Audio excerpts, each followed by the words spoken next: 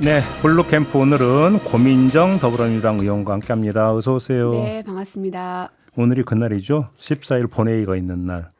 저는 수능 날이죠 하고 물어보실 줄 알았는데 의원님과 수능과 본회의 상관이 날이죠. 없죠. 국가적으로는 수능이 중요하긴 하죠. 그렇죠. 비행기도 못 뜨니까.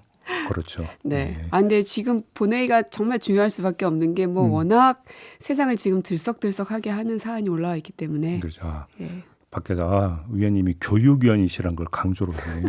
그러면 교육위 소속이시니까. 사실은 정상적이면 수능이 훨씬 우리 입에 도마에 올라와야 정상인데 지금 김건희 특검법, 윤석열, 명태균 이런 게 훨씬 압도하는 것은 정말 비정상적 상황인 건 맞는 것 같아요. 그러니까요. 아무튼 김건희 특검법 네. 오늘 또 이제 표결이 예정이 돼 있지 않습니까? 네. 이변은 없겠죠.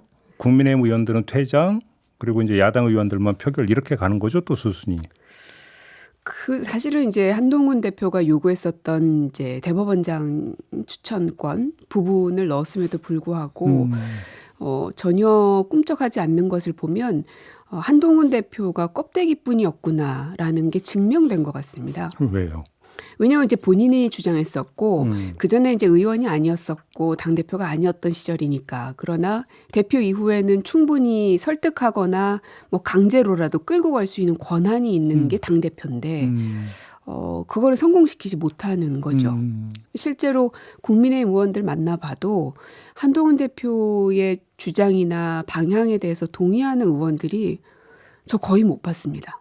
그래요? 네. 그러니까 언론에서 얘기하고 있는 몇몇을 제외하고는 그것도 다 손가락으로 꼽아지잖아요. 근데 이제 우리는 10명이 넘어가야지 되는 상황인데 한동훈 대표 그 정도의 정치력은 없는 게 계속 확인이 되고 있더라고요. 그렇게 보세요.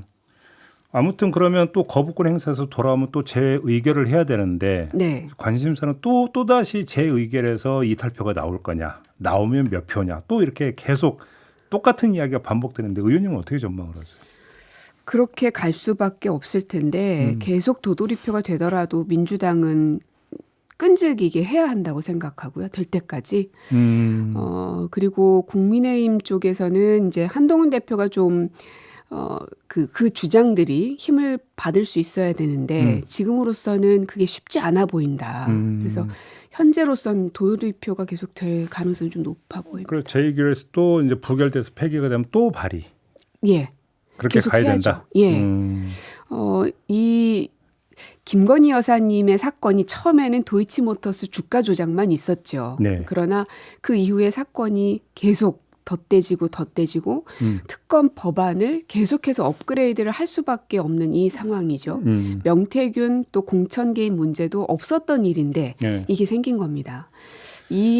지금 받지 않으면 나중에 가면은 이게 더 작아지거나 국민 사안에서 사라지는 게 아니라 또다시 무슨 사건들이 더 붙여질 수밖에 없겠다. 결국은 김건희 여사 특검에서 멈추지 않고 윤석열 특검으로 이게 동일시 되는 현상들이 지금 벌어지고 있다고 생각해요. 김건희 여사 얘기 나왔으니까 윤석열 네. 대통령을 해외 순방차 출국하잖아요. 네. 김건희 여사는 동행 안 하잖아요. 네. 좀 어때 여론심이 조금이라도 진정이 될 수 있다고 보세요? 진정이 되겠습니까? 그걸로. 저는 그 기자회견할 때 네. 워낙 그 반대 여론이 강했고 국감에서의 또 이제 치고받고 뭐 이런 것들이 많았기 때문에 뉴스가 넘쳐났던 시절이라 윤 대통령이 좀 영향을 받겠구나 싶었어요. 왜냐하면 이제 참모들도 조언을 할 테고 어떤 이제 답변에서도 이런 얘기는 꼭 하셔야 됩니다 하는 논의가 있었을 테니까. 그러나 기자회견을 보고 저는 되게 눈과 귀를 의심했거든요. 이분이 하나도 달라지지 않는구나. 근데 심지어는 이 상황에서도 골프를 쳤다는 사실이 또 밝혀지고 있잖아요. 어떻게 그 정신 상태로 골프를 치러 갈 수 있을까? 그러니까 골프라는 종목을 비난하는 것이 아니라 네. 우리가 대부분 뭔가를 잘못하고 혹은 비난을 받고 그러면 자숙하게 돼 있고 자숙하려는 뉘앙스라도 보이게끔 되어 있는데 전혀 아랑곳하지 않고 있구나. 왜냐하면 골프라는 건 외부로 나가는 것이기 때문에 사람들에게 발견이 되어질 수밖에 없잖아요. 비밀로 할 수 없잖아요. 이건 국민 완전히 무시하는 거죠. 아예 그러니까 신경도 안 쓴다? 네. 그렇게 보시는 거고. 청와대에 계셨으니까 네. 제가 하나 여쭤볼게요. 지금 500만 원 돈봉투 얘기가 나왔잖아요. 네네. 영부인이 그 누군가에게 그 이른바 금일봉을 전달하고 이런 일이 있습니까? 과거에 있었습니까? 없겠죠. 있었으면은 뭔가 문제가 됐겠죠. 그래요? 예. 그러지 않았을까요? 그럼 그러니까 처음 보는 장면이에요? 그렇죠. 영부인이 돈 봉투를 건넸다라는 걸? 그거 자체가 저는 좀 놀라운 물론 사실입니다. 그때는 영부인이 아닐 때고 영부인이 아닐 때기는 합니다만 그렇죠. 아무튼 경선 후보의 부인이 네. 경선 후보의 부인이 돈 봉투를 건넨 거는 제 기억에도 없어가지고. 그러니까요. 그리고 부인이 선거에 아주 깊이 개입했다는 의미고 그만큼의 권한이 있다는 뜻이잖아요. 돈 봉투를 건넸다는 것은. 그러면 후보자 당시는 그냥 허수아비였고 대부분의 사람들은 그럼 여사하고 논의를 했나 하는 의심까지 들고 선대본부장이 혹시 여사였나 막 이 생각도 드는 거죠. 비공식적. 비공식적 선대본부장. 네. 그렇잖아요. 명태균 의혹이 워낙 지금 뭐 줄줄이 이어가지고 여기서 다 이야기를 그냥 총평만 부탁드릴 수밖에 없는데 어떻게 지켜보고 계세요? 와, 갈수록 정말 눈덩이처럼 커지는구나. 제가 국감 기간에 김건희 여사를 운영위에서 증인으로 채택하자는 논의에 대해서 여당 측에서 강하게 반대했었죠. 그러면서 했던 이야기가 지금 언론사에서 시사 주간지에서 김건희의 나라라는 제목을 붙이고 있는 지금 상황이다. 우리뿐 아니라 외신에서까지도 김건희 여사를 사기꾼이라고까지 표현한 바가 있었다. 체코 언론 말씀하시는 거죠? 예. 네. 야당인 저희도 그거 굉장히 부끄럽고 싫거든요. 저희는 뭐 그게 즐겁습니까?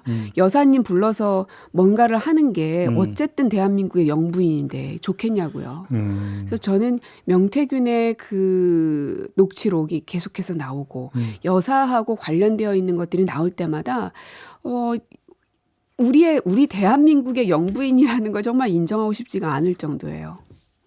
1호 열차는 타보신 적 있어요? 그럼요.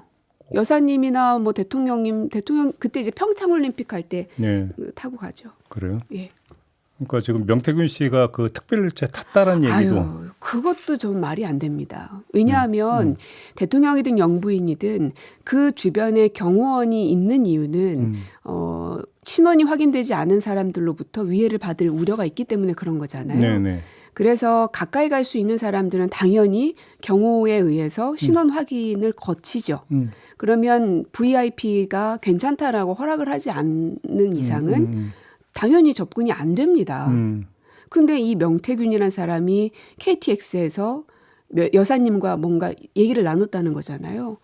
그러면 대통령 경호처는 이미 진작부터 명태균이라는 그 사람에 대해서 알고 있었다는 것이고 그 사람이 여사하고도 되게 좀 깊은 얘기를 나눌 수 있는 그런 수준의 사람이라고 인정이 되고 있던 상황이었던 거죠. 부속실도 그렇고 경호처도 그렇고. 그러면 누가 탑승했는지 일일이 다 기록에 남기도록 되어 있지 않나요? 그건 전 제가 정확하게 모르겠어요. 비행기는 그런데 예. 기차도 아마 그러지 싶어요. 그러니까 이제 코레일에서 이제 그 기록 파기했다라는 지금 뭐 답변 왔다라는 보도가 있었거든요. 근데 네. 글쎄요. 그게 파기됐을까요? 왜냐하면 일반 열차가 아니기 때문에 더더욱 그렇습니다. 그러니까요. 예. 그래서 언젠간 진실이 밝혀지겠죠. 궁금한 게 너무 많아가지고. 지금 민주당 분위기는 어떻습니까? 내일 이재명 대표에 대한 지금 선고가 예정이 되어 있는. 뭐 이제 무죄라는 확신들은 많이들 갖고 있는 것 같고요.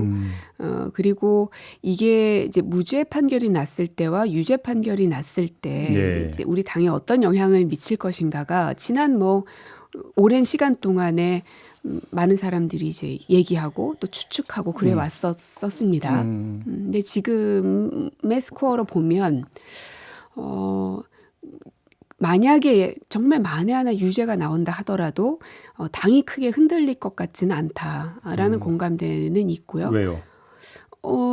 왜냐하면 이제 무죄에 대한 확신들이 좀 많이 강해진 상황이고 그리고 이제 김건희 여사의 너무 그 명확한 사안들에 대해서도 아예 기소조차 하지 않았다는 걸 눈으로 계속 확인해 왔던 시간들이기 때문에 예, 뭐 도이치나 명품백 말씀하시는 거죠? 맞습니다. 예. 그런 것들이 같이 작용이 되면서 오히려 비교가 될 거다. 맞습니다. 유권자과 지역 주민들 그러니까 자주 만나실 거 아니에요. 네네. 지역 주민들은 어떻습니까 반응이? 사실은 지역 주민들은 이재명 대표의 판결이 어떻게 날 건지에 대해서 큰 관심이 없으신 것 같고 관심이 없어요. 김건희 특검법 혹은 김건희 여사를 어떻게 처리할 것인가가 네. 정말 큰 관심사입니다. 이거는 민주당 지지자가 아니라 그냥 일반적인 대중을 말씀드리는 거예요. 네. 정치의 고관여층은 아니지만 생각보다 너무나 많은 사람들이 김건희 여사와 윤석열 대통령의 행태에 대해서 굉장히 분노하고 있는 건 맞습니다. 그래요. 근데 지금 예를 들어서 여권에서는 이재명 대표가 만약에 유죄 판단이 나온다라고 한다면 지금 여론이 좀 그래도 좀 다시 움직이지 않을까 이렇게 좀 기대를 하는 심리가 있는 것 같은데. 기대를 그렇게 하고 있는 것 같아요. 예. 그러나 그렇게 움직여지지는 않을 겁니다. 아까 말씀드렸던 국민들이 큰 관심사니 그 정도까지는 아닌 것 같다고 말씀드린 이유가 민주당 지지자 혹은 국민의힘 지지자와 같이 정치 고관여층은 그 결과를 아주 주목하고 있지만 대다수의 그냥 정치하고 거리를 두고 계시는 일반 국민들 입장에서는 예. 그렇게 크게 생각하지 않고 계신 것 같고 무엇보다 이게 이제 마지막 3심 판결이 아니고 1심에 그렇죠. 불과하기 때문에 더 그렇죠. 그렇습니다. 알겠습니다. 어제 5개 야당 소속 의원 41명이 참여한 윤석열 탄핵 국회의원 연대가 출범을 했어요. 네. 이 움직임은 어떻게 평가를 하세요? 충분히 있을 법한 내용들이 이제 현실화되고 있는 거죠. 예. 왜냐하면 이제 그런 마음을 갖고 있는 의원들이 제가 지도부 할 때에도 상당히 많이 있었는데 우리는 이제 입법기관이고 실제로 탄핵을 진행할 수 있는 곳이기 때문에 신중하게 접근해야 된다라는 이야기로 사실은 그런 분들의 마음을 좀 이렇게 늦춰지게 계속 했었죠. 그러나 그것을 제가 현재 지도부였어도 더 이상 붙잡을 수는 없는 상황입니다. 그래요. 네. 그럼 지금은 터질 대로 터져 나올 수밖에 없는 상황이에요. 의원들도 좀 끌고 있다 이런 건가요? 상당히. 상당히. 네. 숫자는 뭐 나온 숫자 보니까 한 40명 정도? 41명? 예. 그렇게 되지만 실제 심정적으로 마음을 같이 하는 사람은 훨씬 더 많을 겁니다. 다만 좀 아직은 뭐 아니다 내지 수위 조절 차원에서 참여를 안 하고 있는 의원들이 더 많다. 그렇죠. 수위 근데 조절 차원이. 심정적으로는 끌고 있지만. 네. 알겠습니다. 아무튼 뭐 워낙 지금 뭐 정치 이슈가 지금 뭐 지배를 하고 있는 상황이다 보니까 하지만 국회 또 해야 될 일은 해야 되잖아요.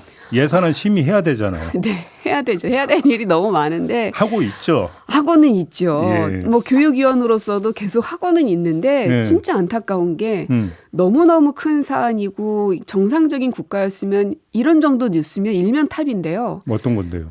이제 교육위 안에서의 AI 디지털 문제라든지 혹은 그 국교위에서 터져나온 중간보고의 비정상적 상황들이라든지 많은데 김건희 여사님이나 명태균, 윤석열 대통령이 언급되지 않는 뉴스는 뭐 쳐주지도 않더라고요. 그래서 와 이게 너무 강해졌구나. 그 말씀하셨으니까 그럼 네. 그것만 내년부터 그러니까 인공지능 디지털 교과서 이게 좀 시행이 되는 거잖아요.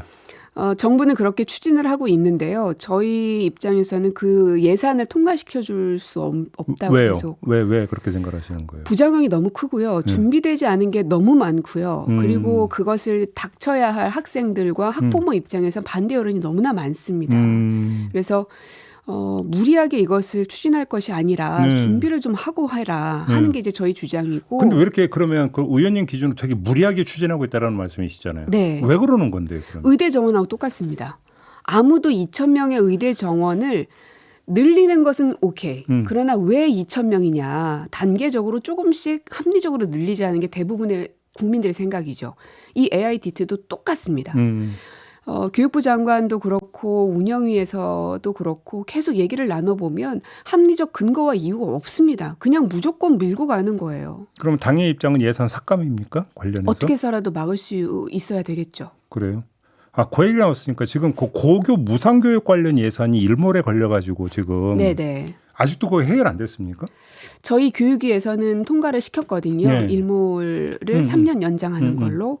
근데 아직 본회의까지는 오늘은 못 올라가는 것 같아요. 그거 급하게 처리해야 되는 사안 아니에요?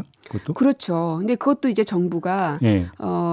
국비가 아니라 이 교육청에서 쓰는 예산으로 특교 교부금으로 쓰겠다 하는 건데 제가 들여다보니 뭐냐면 교부금도 정해져 있죠. 근데 교부금이 늘상 그전에 해왔던 사업들을 진행해야 되는 그 예산만큼이 지금 있는 거예요. 그렇죠. 근데 예년보다 교부금이 조금 늘어났다고는 하지만 그 전에는 그 세수 추계를 너무 잘못해가지고 펑크가 계속 났었거든요. 그래서 월급이 원래 100만 원인데 작년엔 80만 원, 70만 원만 들어와서 겨우겨우 한 거예요. 근데 올해는 110만 원이 들어왔어요. 정부는 이거 봐라 월급이 10만 원 더 들어왔으니까 더 써도 된다 하면서 무상교육, AIDT, 유보통합 다 하겠다는 건데 물리적으로 불가능합니다. 알겠습니다. 오늘 얘기는 좀 이렇게 마무리해야 될 것 같습니다. 네, 할 말이 너무 많지만 또 2주 후를 기다리겠습니다. 수고하셨어요. 네, 고맙습니다. 네, 고민정 더불어민주당 의원과 함께했습니다.